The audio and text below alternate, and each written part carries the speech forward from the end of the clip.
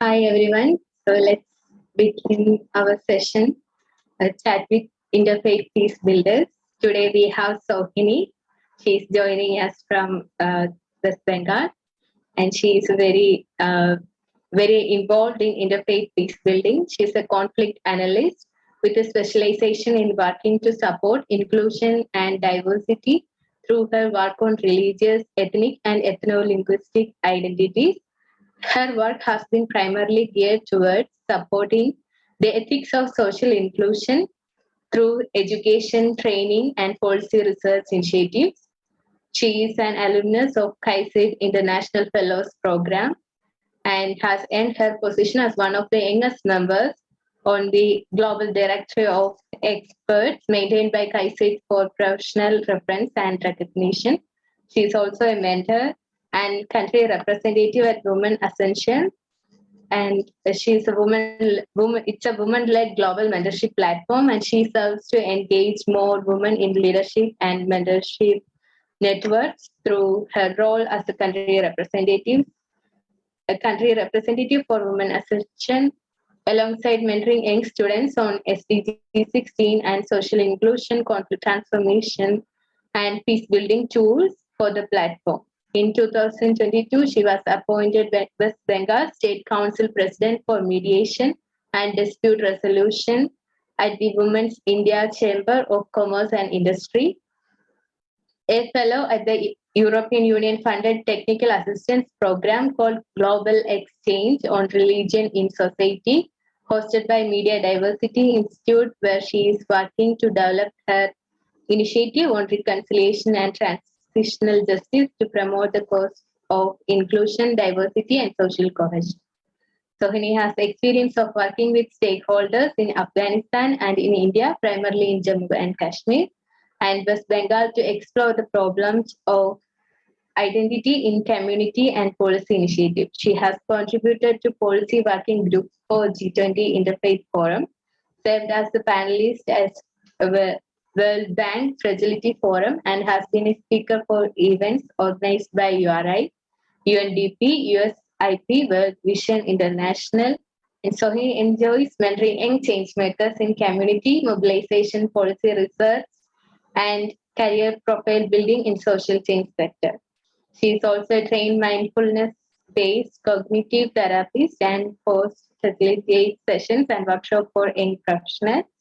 And she is also the founder of Circle of Compassion. It's an online platform. So we welcome you, Sohini, to this initiative, and we are really curious to learn from you. And I'm really appreciating your works. And so I'm giving this floor to Arya to initiate the question and answer session. Thank you. Hello, everyone. Hello, Sohini. We are extremely glad to have you today with us.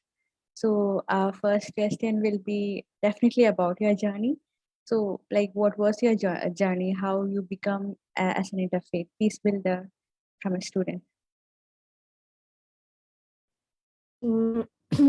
That's a very interesting question, Arya. Thank you so much. And thank you, Grishma, for giving me this platform and opportunity.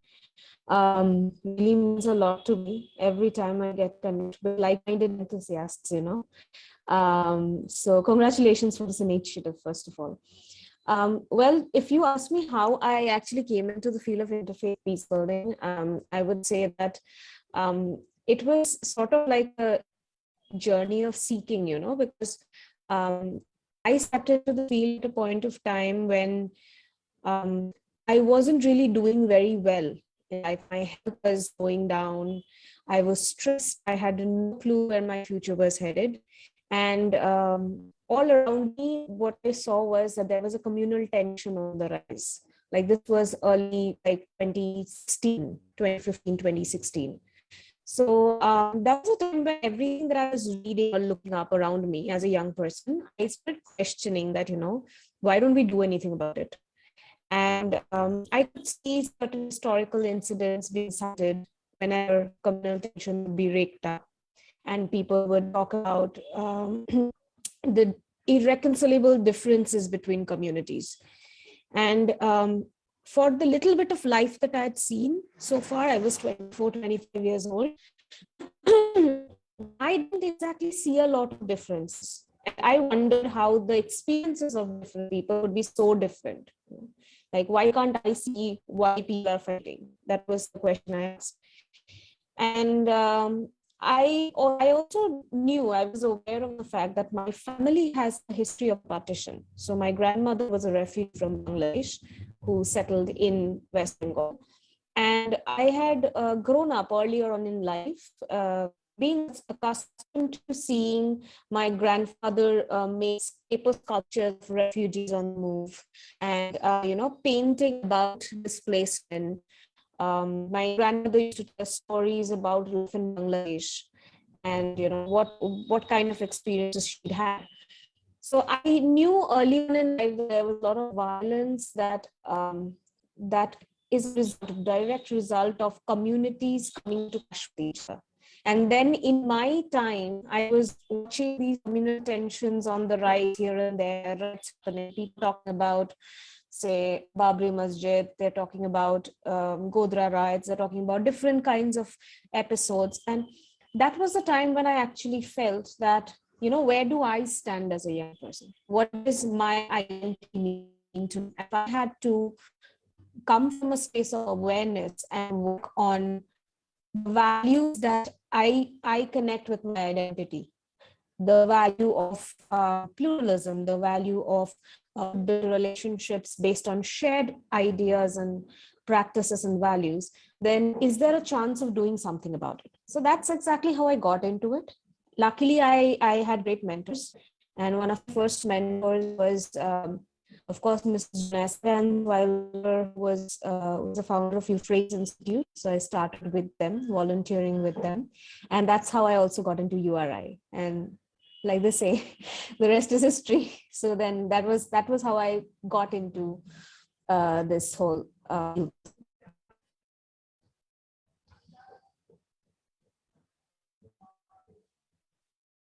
Thanks, Sohini.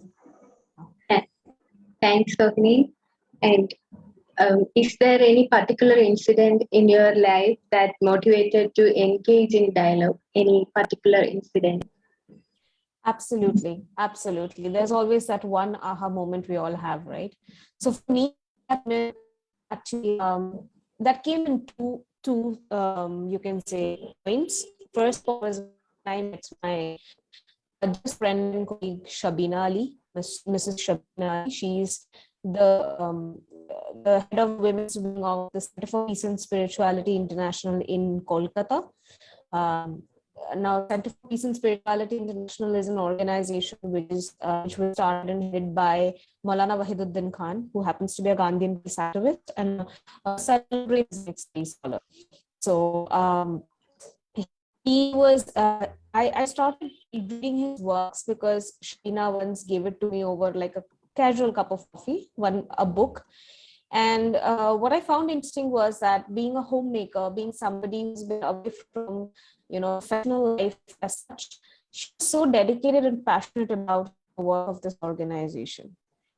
And I started reading that book. The next thing I knew, I was going to Delhi for some friend's wedding, and we had an appointment with Maulana Wahiduddin Khan himself.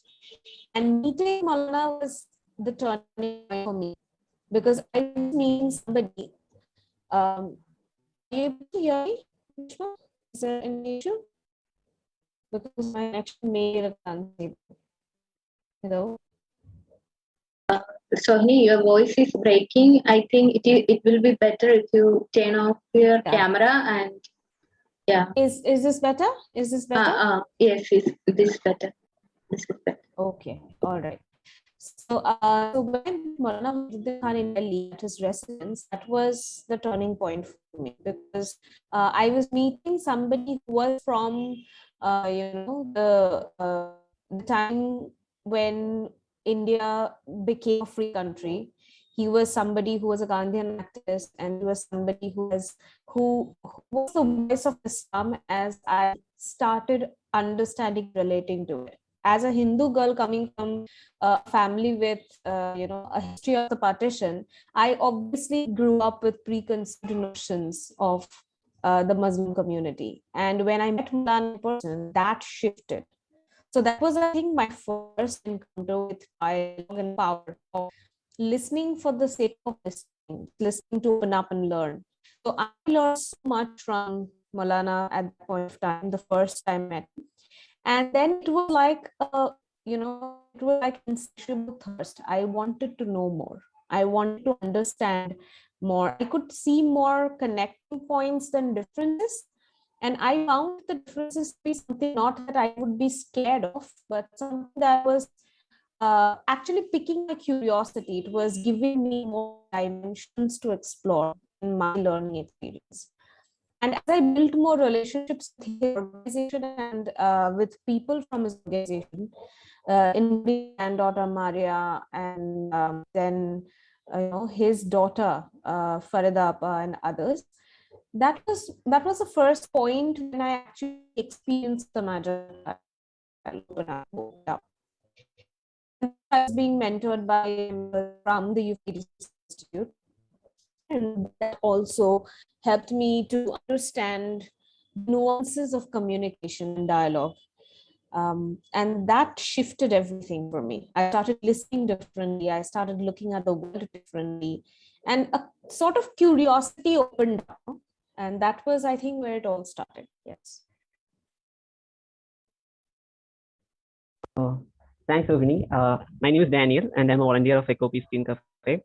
I was listening to some of your views, as you now mentioned, and the interesting thing I found that was that the Gandhian principles, I think, have influenced you. And since KAICIID Cafe was also started on Gandhi Jayanti, I would like to know that how the Gandhian principles increased your curiosity with respect to peace building. That's a very interesting question, Daniel. Thank you for it. Give me a moment to gather my thoughts. Well, one of the things that intrigues me about Gandhi and the way he mobilized communities was the fact that he focused a lot on faith-based values to do so. So he would utilize faith-based values from the Hindu and the Jain tradition in order to sort of promote the act of interfaith, the act and intention in interfaith relationships. And he also influenced to start the Khudaimad movement and influence the entire non-violent approach to community mobilization, even within Islam. And his methods were, as much as it were derived from certain faith-based values, what was unique was the fact that it sort of inspired other people from other faiths to also consider where those values, shared values, feature in their lives or in principles of their faith. So I would say that to a great extent, this particular factor, this particular approach was very interesting for me. One of the reasons I would also say that is because I wasn't exactly a very religious girl. I was not exactly the pious religious kind. I was spiritual. I was more value-centered, pretty much an idealist, but I was exactly delving deep religious identity or religious values. But with Gandhi, you cannot ignore them. As much as you would know that his values are universal and appeal to one and all, inspire other faith communities, ponder on their shared values. But Gandhi was faith-based diplomat in a certain sense. And he engineered the whole idea of non-violence from the way the Hindu religion, from the way Jain principles also feature in culture.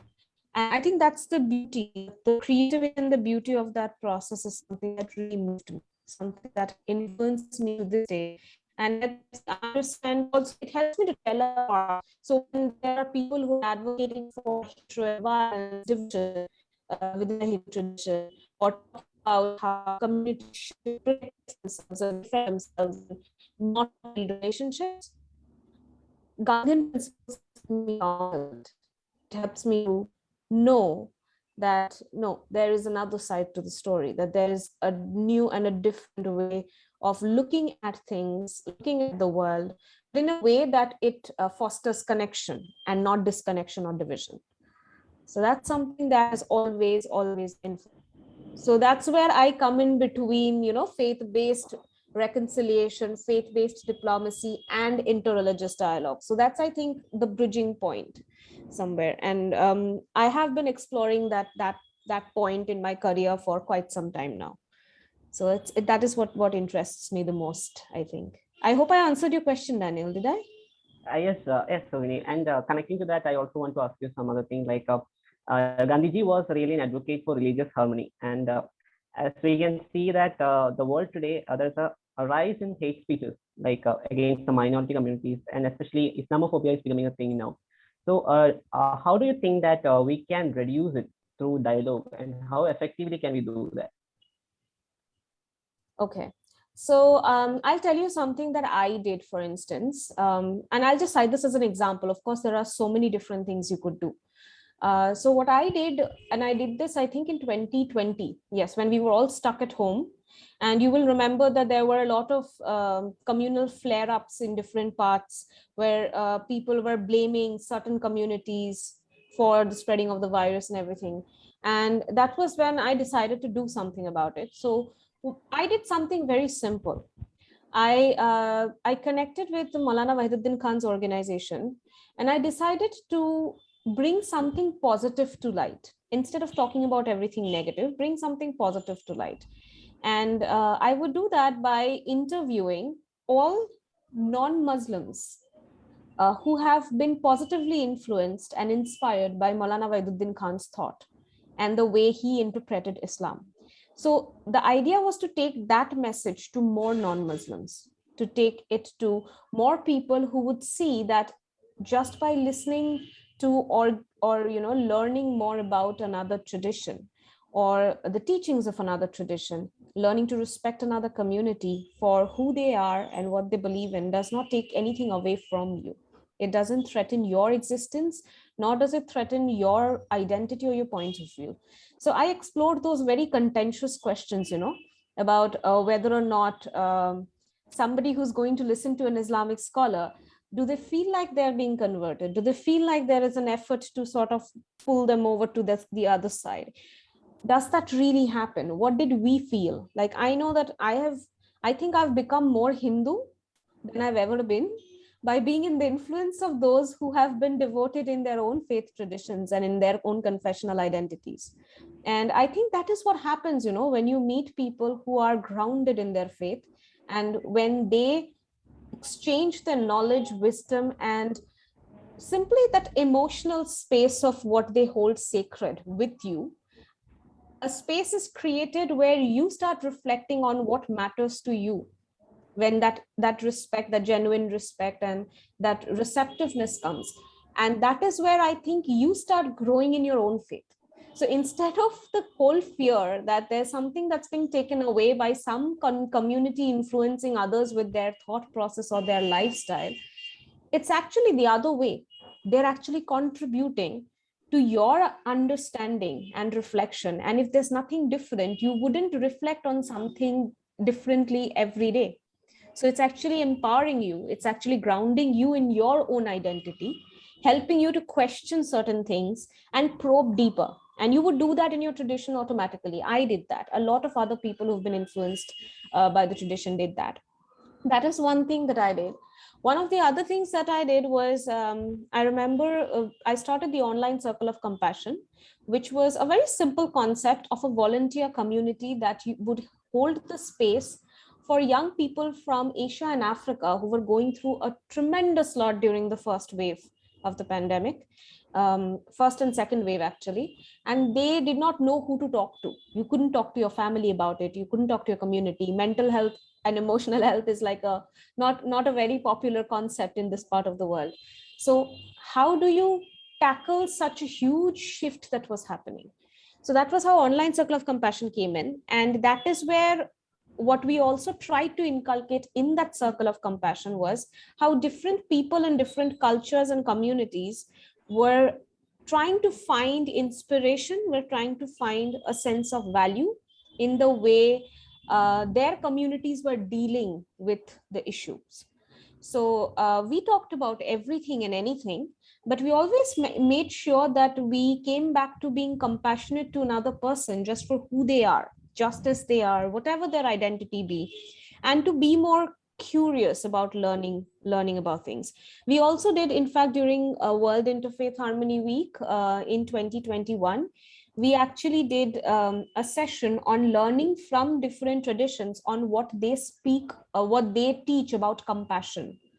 So we brought people from Hinduism, from Islam, from Buddhism, from Christianity, from Sikhism, and we brought all of them to ponder on why compassion is such an important value in all their tradition, and how does that inspire them to build relationships with people from other communities, those who are different from them, maybe going through different circumstances. And it was a huge success. I mean, it got more viewership, and it got a lot of accolades from people from across the world. And people actually said that it was such a beautiful thing to, get together and ponder over, because we don't get that time to do that. We talk about, yes, we talk about the nice stuff, preaching to the choir. We talk about the good stuff. We don't talk about the difficult stuff. We don't talk about where we are lacking compassion in our approach to listening to others. We are lacking compassion in the way we are looking at other communities and what they are going through. How like when we talk about empathy, how empathetic are we to the concerns of others? And what does our faith tell us about accepting and holding the space for other communities? Where does our values of compassion come in there? So these are a few things that I did. And I would advise that, you don't always have to go into this kind of an advocacy or conversation with a confrontational, rebellious approach, trying to tear down what's been done. Like, you cannot counter hate with hate. You cannot counter loud noise with louder noise. So what you need to do is to find creative ways of making sure that you make an impact on people who you reach out to. Can you help them or nudge them to see things differently? Can you help them to perhaps reimagine what they are seeing or what they are interpreting in a new light? Just that much is your work. The rest they will do on their own. You're not supposed to take, like Maulana Wahiduddin Khan used to always tell me that, you shouldn't take the responsibility of changing the world on your shoulders.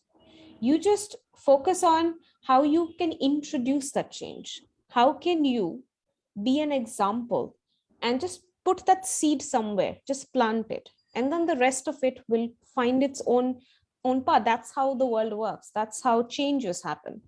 And when it's time, that little seed that you put in is going to be supported by every force of the universe. It's going to be there because the earth and everything that we see around us, the way the scheme of things work, they will work to always help life survive. So if you're being a force towards that, you will be supported in the little bit that you do. You don't have to do a lot.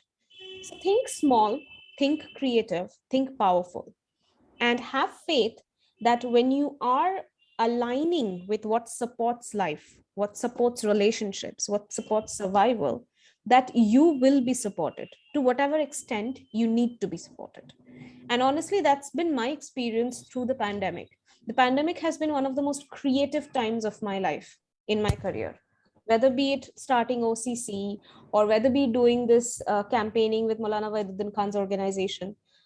It was so much fun working on these creative projects. And I knew that in my little way, I was making a difference. To those that this message had to reach, it will reach. It will have, and it was also a method of bringing people together. So one of the core things that I would also encourage the youth to do is try to work on ways that you bring more people together. Once you bring more people together, once you initiate that relationship building process, that in itself is a huge deal. That's the little bit that I have learned from my experiences. Again, I hope it answers your question, Daniel, but yeah, that's the best I can think of right now. Very spontaneously off the hat. Yes, Sohini, that was wonderful. Especially, I like the idea when you said that to place compassion and kindness over hatred. And you explained the thing so simply that a complicated matter with so simple things that we can solve it. And that was really wonderful. Thank you, Sohini, for that. Thank you. Lovely question, Daniel. Very insightful question. Yay, I'm having a lot of fun. Thank you, Sohini. I would like to ask, do you can you share your experience and learnings during the dialogue among Christians and Muslims? That's very interesting. Yeah, actually, so in 2017, I did facilitate a dialogue between members from the Center for Peace and Spirituality International, who were all working on taking the word of Islam outside for peace and for furthering the cause of spirituality. And I brought them into contact with members from the Euphrates Institute network, which was also common network with the URI North American Circle. And I very distinctly remember that when we had this presentation by the Islamic studies scholars, and their peace ambassadors, and they were more South Asia focused, right? So one of the most interesting things that I observed was the fact that the questions that came up were not just very reflective of the values and the interpretation of things of Islam that the CPS people were presenting, but it was also sort of carried a sort of curiosity, an open-minded curiosity to understand how the religion is lived, the lived experience of the religion in the South Asian space. So there were a lot of questions about the differences in, say, the cultural practices like the dressing and the attire, the community practices, individual practices, what kind of specific, you can say, scriptural references that are often misplaced and misused, misinterpreted. So there were many questions such as that. And it was beautiful the way the conversation opened up, where first it started as something like an interview, something like a presentation and follow-up question and answer. But it led to more reflections on people and their experiences of noticing things about, say, Islam. So we were talking about understanding Islam mostly. And the most of the attendants who were attending from the West were Christians.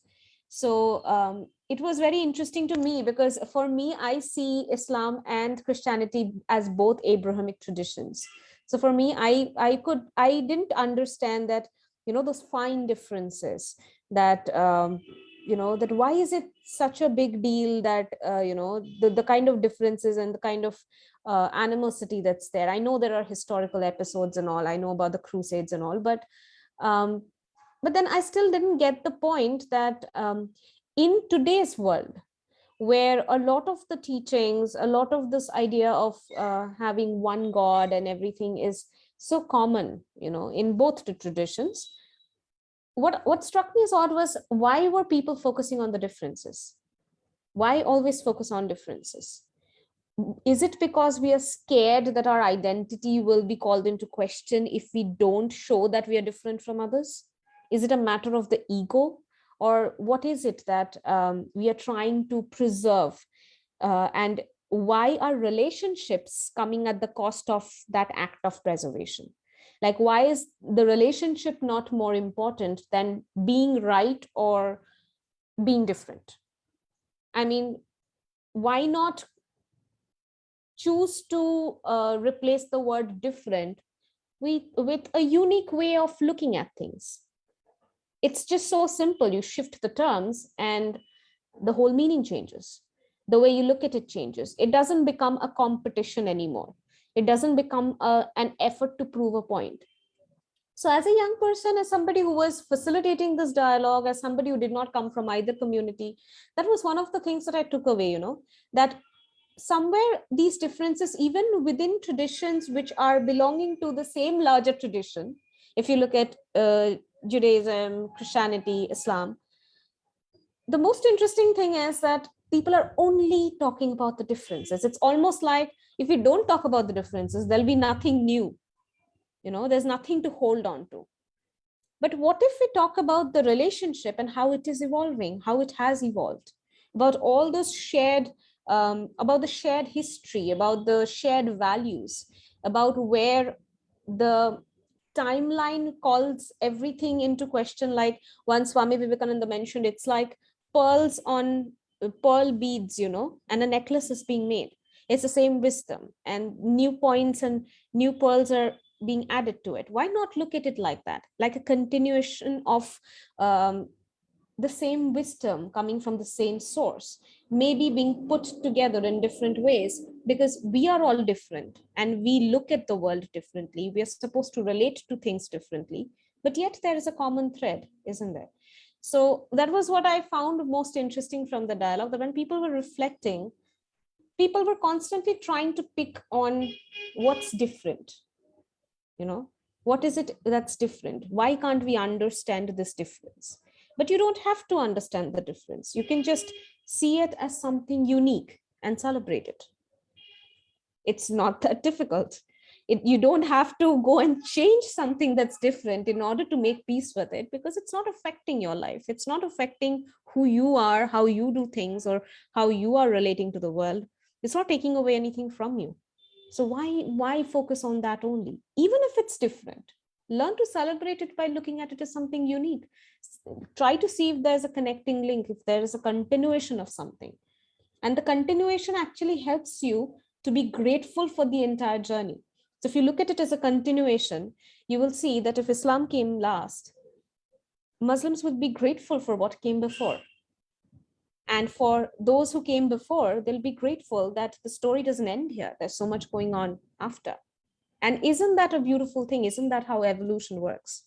So I could honestly, as a young person, as somebody who I believe has a little bit of brains and common sense, I couldn't quite gather why make a huge hue and cry about differences. And I'm pretty sure as young people over here, you guys probably think along the same lines, don't you?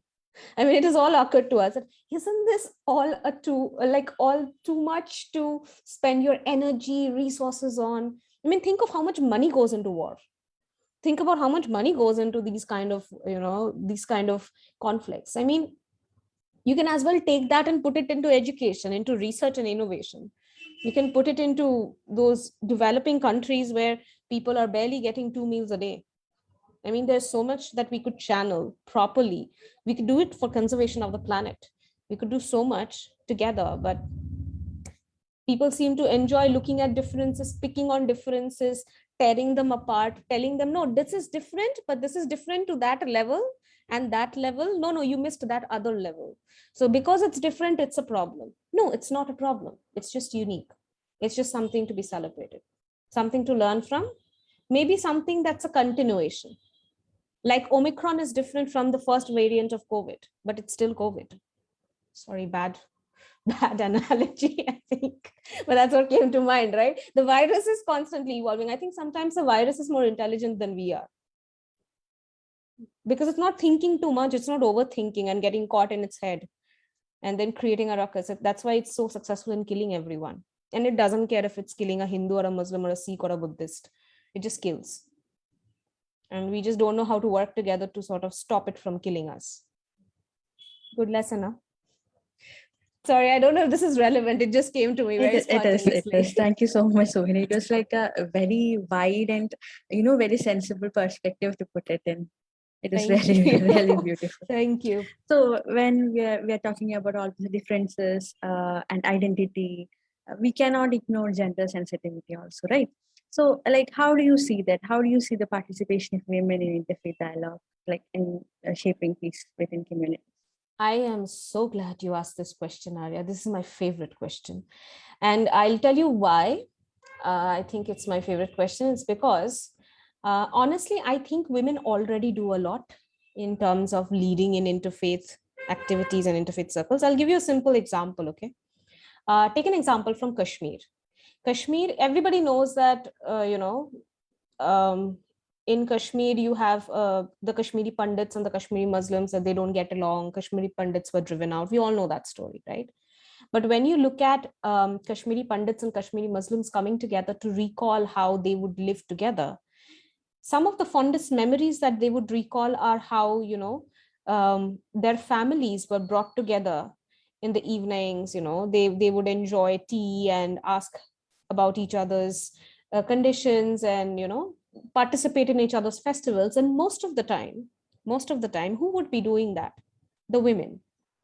They would be the one who would be initiating that process. In every single community that I know of, women are not just the custodian of relationships. They are not just the emotional fulcrum of families, but they are the ones who are actually building relationships with their neighbors.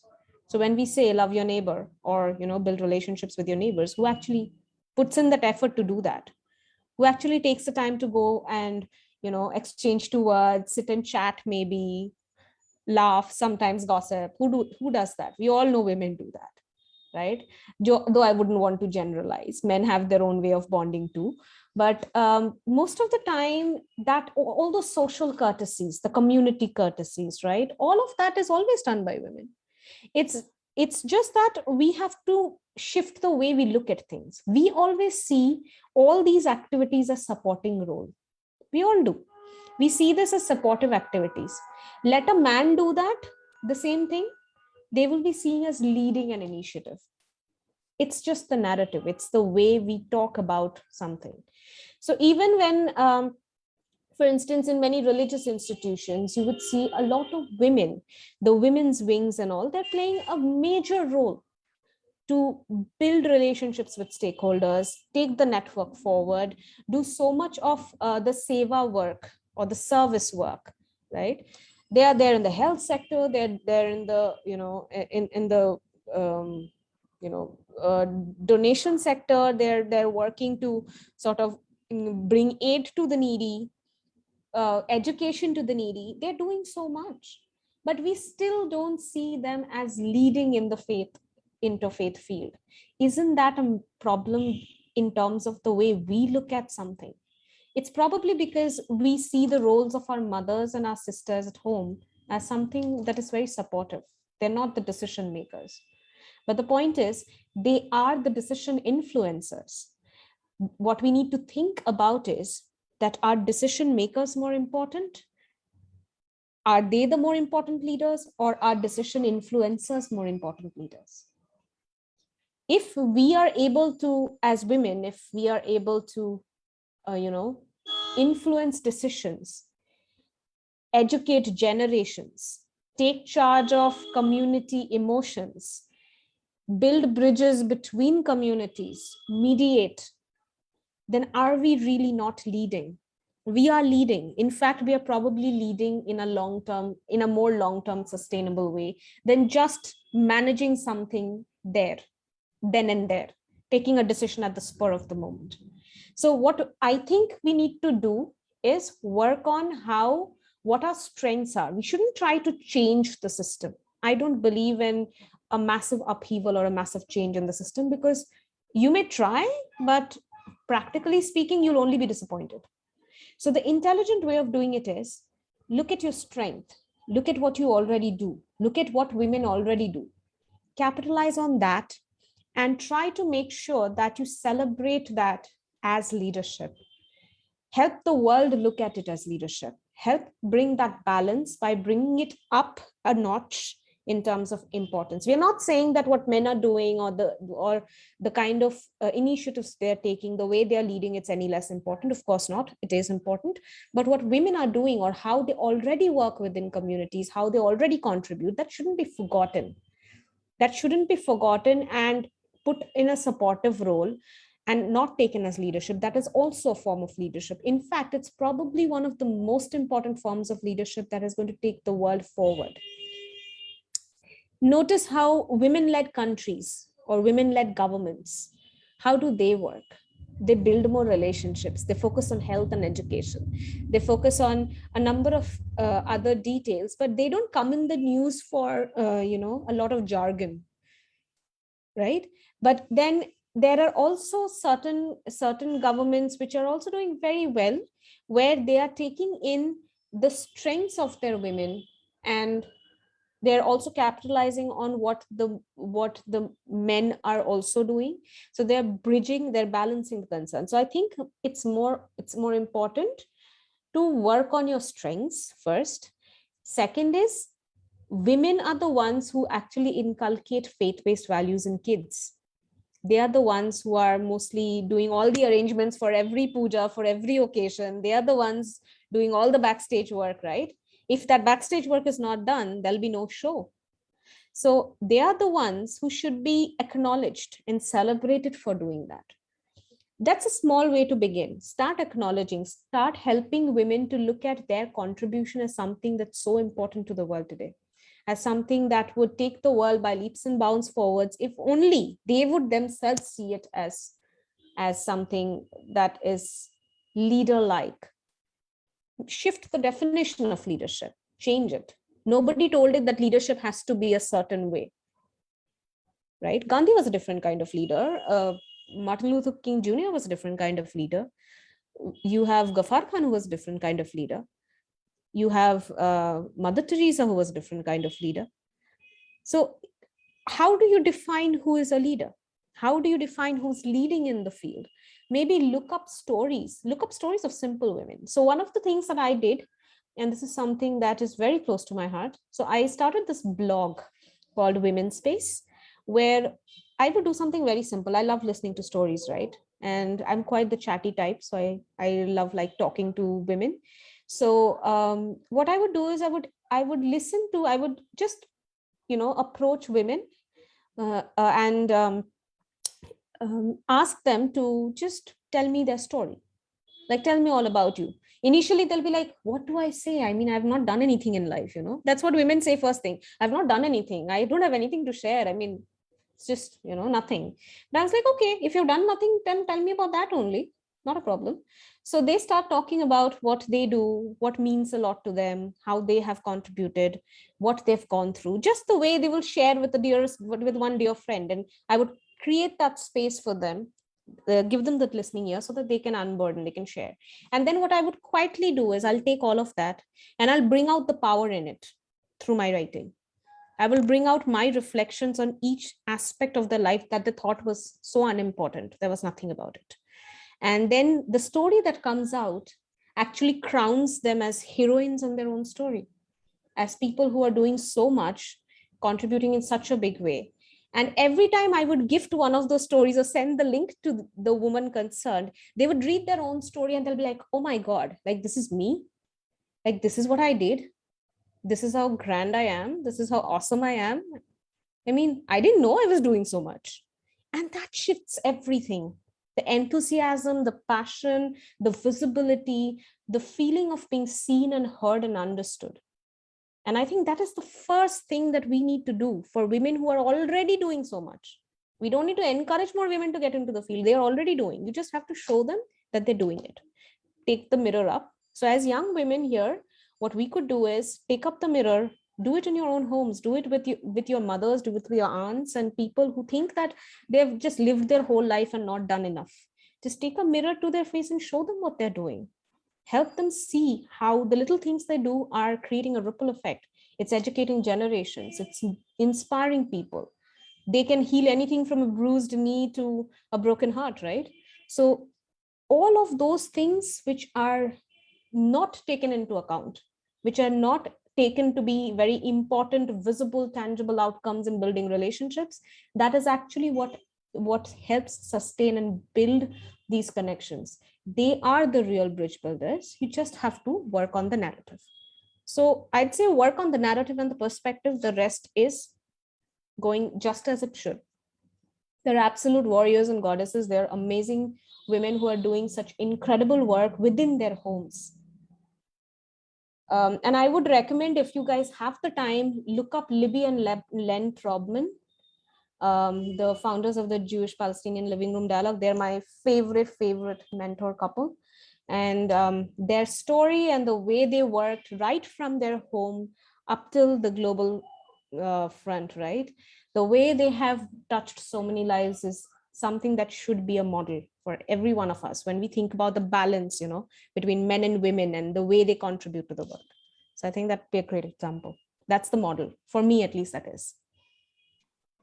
Yeah, thank you, Sohini, for sharing that. It's so deep and it shows how much you are really working for the people around you and people at your home. Actually, and in our Eco Peace Teen Cafe, we always tell that we have to appreciate the women at home and start encouraging them. And like you said, like that you are already doing lots of things, and yeah, like you are the real hero, like the real hero. So Exactly. that's what you mentioned, and I'm so thankful to you. Like you talk this much from the heart, like we can feel it. And I would like to ask you about the KAICIID days. I know like you are one of the youngest KAICIID fellow, and how do you feel, and how was your experience? And I still remember the photo that you shared on Facebook about meeting a woman from Pakistan, and that just changed your mind. So I would love to hear that. That's my favorite story too. And the person I shared the photo with happens to be my sort of like my bestie from the entire fellows cohort, though I shouldn't say that. There are so many people who are so close to me, but I'm a little partial towards Soad, and everybody knows that. So KAICIID was, in one word, a life-changing encounter. No, it's not one word. I think it's two words now. So KAICIID opened up the world stage for me. Honestly, it helped me to see that my world is so big. There is so much that I would want to learn from. And most importantly, it taught me the value of supportive networks. So one of the things that I want to mention about KAICIID is I'm no more one of the youngest fellows. No, there are younger people than me. But yes, I was very fortunate that I got an invitation to have my profile up on the who's who in interreligious dialogue, which is a very, very big deal for me, trust me.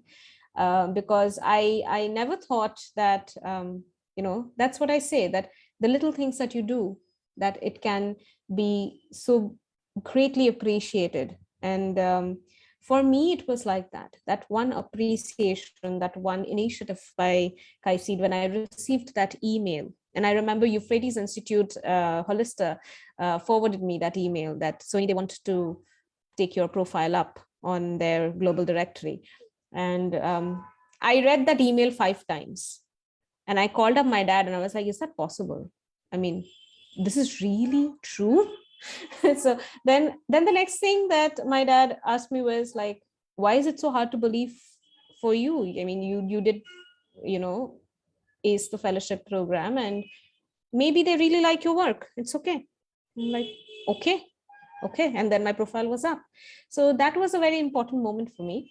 But one of the things that I want to mention about KAICIID is the fact that KAICIID is like, if you just step into a 1-year experience of having a foster family, a global foster family that sort of fosters you for 1 whole year and changes everything about you. And when I say everything, I mean the way you see yourself first, the way you learn to value every little thing that you have to say. I mean, there is nothing that you say or contribute in a KAICIID Fellows program that is not important. You are important. Your contribution, your uniqueness is something they bring out so beautifully. So I practically found myself that 1 year.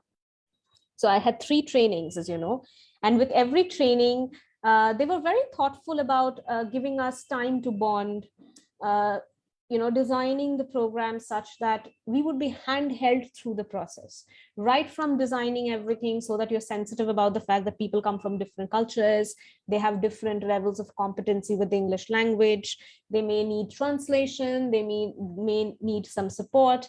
I remember during the fellows program trainings, I fell sick. I have an autoimmune condition. I fell sick twice. Like I was unwell, I was feeling unwell, and they took care of me. They attended to me. They made sure that I wasn't feeling bad about falling sick at the wrong time. And then you have this fellows cohort who become like your family. So in our cohort, we were 22 fellows from 10 countries, and we met for 3 different trainings. And in every training, we had so much fun. It was a new culture to explore. It was a new place where we were learning new things. We were opening up, because dialogue does open up that space. And when you're living together, so the dialogue doesn't end with the training. So you have a lot of time after to spend, getting to know each other, learning about, like, even on the bus when we would be going for the different site visits, you would be sitting together, singing together, learning about each other. And one more thing that was very important was, over there, though there are people from different age groups, I mean, we are all young people, right? Under 30. There would be people who would be above the age of 40, 45, 50, in their 60s, who would be your cohort mates. And they would probably have, say, 30, 35, 40 years more experience than you do. Maybe they are important scholars. Maybe they are, politicians. Maybe they are very influential research professionals. But when you're in that room, when you're training, all of you are equal. Everybody is equal. And everybody is important. Their voice is important, coming from the level of experience that you bring to the table, your uniqueness, your perspective, your story. Everything is important. And that is something that you will not always feel in our cultures, right? In Asia and Africa particularly, we have a very particular hierarchy, generational hierarchy, positional hierarchy. And we are so used to that we often feel we're not important enough. What we have to say is not important enough. Oh, they know more, they're more experienced. But in the fellows program, within KAICIID, when you're being trained, that completely breaks down. So before KAICIID, I can say that I was a very different person. I was just another average peacebuilder who did not really quite think that what I have to bring to the table, or my voice is important. Yes, what I was doing is important, but my voice is important. It's just as powerful as somebody who has 50 years of experience. And I'm not saying anything that's less important or less, wise.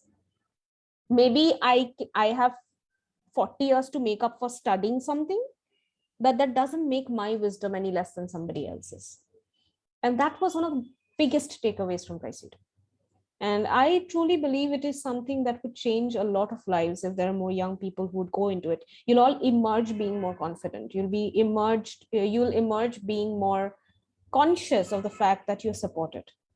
And one of the things that we struggle a lot with in this part of the world is in interfaith field, nobody gets what you're doing, why you're doing it. Nobody sees the point of it, because, there are less jobs. It's not an established field. And I went through the same too. But after coming out from KAICIID, there's a courage you get. There's a sense of strong grounding in a sense of self that you get, which holds you up, which serves as your spine, your backbone. And that is something I would probably not trade anything for the entire world. It's one of the best things that have happened to me so far. And I wish the same for each one of you if you guys apply in the future. Yeah. Thank you, Sohini. And we are already at 8. We planned our session for 7 to 8, and still we have more questions to ask. We really want to ask more and get to know more from you. Your wisdom is not simple. When I met you for the first time in Rishikesh, I really observed your how you the way you talk and how you are deeply connected with the peace building efforts, especially in Kashmir. So before closing, I really want to hear what are your future project in interfaith peace building, and also what will be your advice to the like younger generation? Like, I mean, we are hosting this for mainly for teenagers. So what will be your advice for them? Like when they are actually starting to see the world. So yeah, I really want to know. Okay, when you talk about future plans, well, the only consistent future plan I have is I plan to learn more in whichever way, through fellowships, through programs, through, you know, my work, through working with different organizations.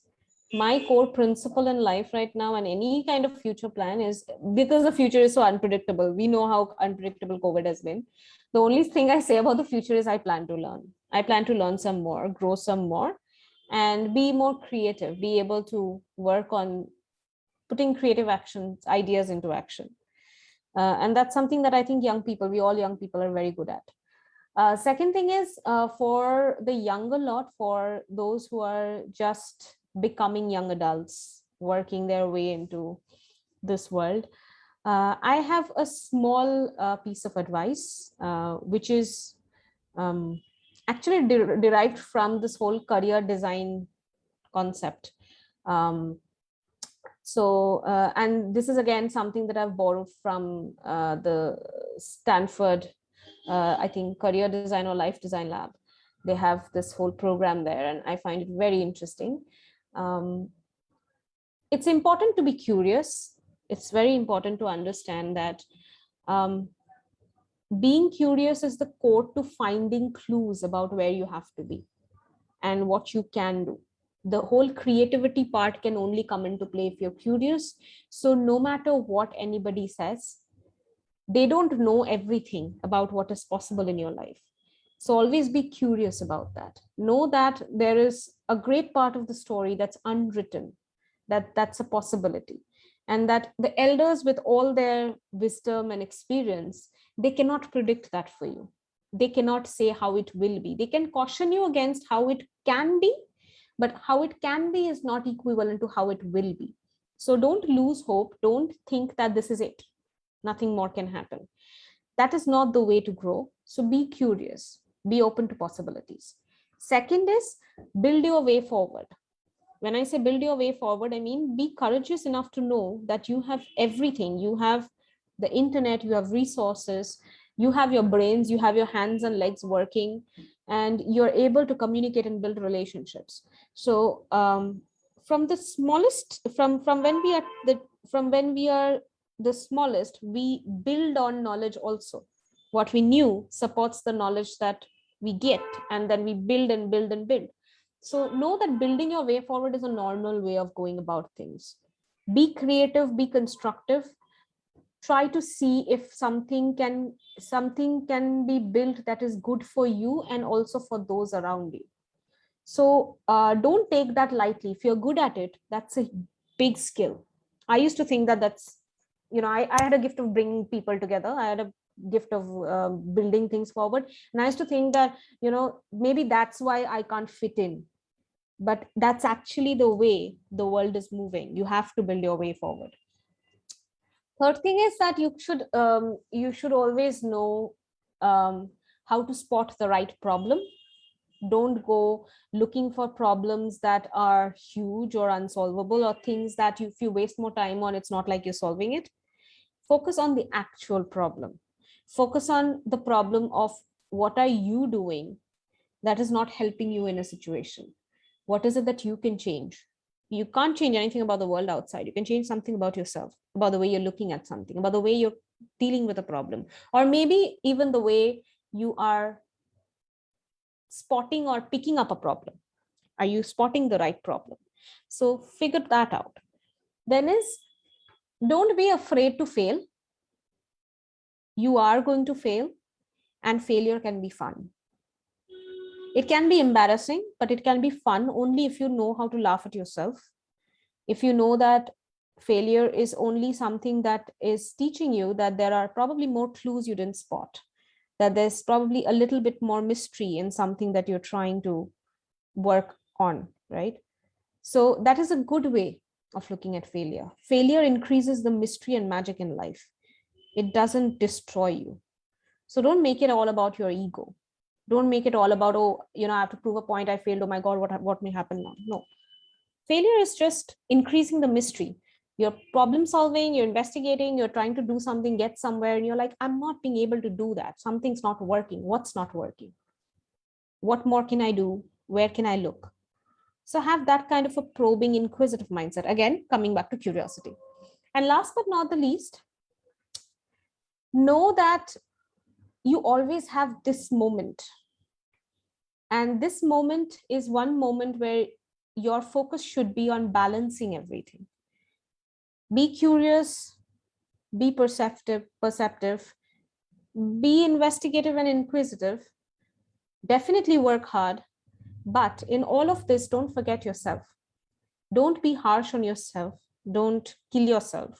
Don't be too stressed. Don't overburden yourself. You don't have to change the world. You just have to put in a seed. And you have to just make sure that you're bringing people together to nurture that seed. And then the seed will grow on its own. So having seen that, lessen the burden on yourself, but have fun with what you're doing. It's important to have fun where you are, what you're doing. And yes, be grateful for the continuation and leave a space for others to grow. Always encourage younger people, others to find their feet, helping them or encouraging them or helping them to find their feet won't take anything away from you. That's what actually responsible elders do. So yeah, that will be more or less everything that sums up life and career, that the little bit that I've gathered and something that I try to follow. Not always successful, but still trying. Thank you, Sohini. This is so great, and I'm sure like you are the perfect person to talk about interfaith and women and sharing all your experience with us. We are so grateful to you, and we are so grateful to this evening. This is really great, and we learned a lot from you, and hope we can continue this dialogue in the future and talk more and learn more and collaborate and do something with the communities. So thank you so much. So we are closing the call now, but your words are still on our head, and we are carrying it throughout our journey. And thank you so much for joining. I'll just request one thing, Grishma, before you close. For all those who have been a part of this call, thank you so much for having me. I just want to learn one word. I want one word from each of you that you're taking away from this conversation. That'll mean a lot to me. It's a feedback. Saria, Daniel, if you guys can just give me one word that you're feeling. I feel inspired, Sohini, actually. Yeah, really. Thank you. That means a lot. Yeah, it's so enlightening because I learned a lot of ideas that I found so inspiring from you today, especially the way you said about how people talk about differences when the major thing that each religion teaches is love. And that itself was like something like it turned something inside me. I don't know. And the way you said how women can be decision influencers, that was also something that I haven't thought about before. So a lot of learnings, and thank you. I feel so inspired. Thank you, Sohini. Thank you. Arya? I will go with 2 words. It is true wisdom. Because as Daniel took inspiration, I'll take true wisdom. If you can hear me. It is truly true wisdom. Oh, all right. Because thank you. These are things which we may know, we may heard somewhere, but we don't take it ourselves. We don't make it ourselves. So like it needs to be said again and again and again, and we have to really take it that this is us. So I'm really thankful to you, Sohini, for sharing. Thank you so much. Anyone else wants to say a word? What about you, Grishma? I think there was Khadija, right? Khadija has no, yeah, she has some connectivity issues. So for me, it's not just one, but for me, like be curious and learn more and always learn. And also, you talk about the failure. So that's more touching for me. Like whenever my plans are not working. I am kind of person who always worried and stressed. So yeah, like the way how you treat the failure, like the way you how you talk, the way you talk about the failure is more touching to me. So yeah, failure can be fun and yeah, just It is. smile at it. Laugh at yourself. It's okay to fail. Trust me, I feel bad. But then I've succeeded even better. So it all works out at the end. It was a great session, guys. Thank you so much for having me. I've had just the time of my life for this 1 hour or so. And I'd love to keep in touch with all of you. So do follow me on Facebook, and maybe we can connect sometime and collaborate, like you said, Bhishma. That'll be great. Yeah, sure. Thank you so much. So I'll take your leave now. Yeah, like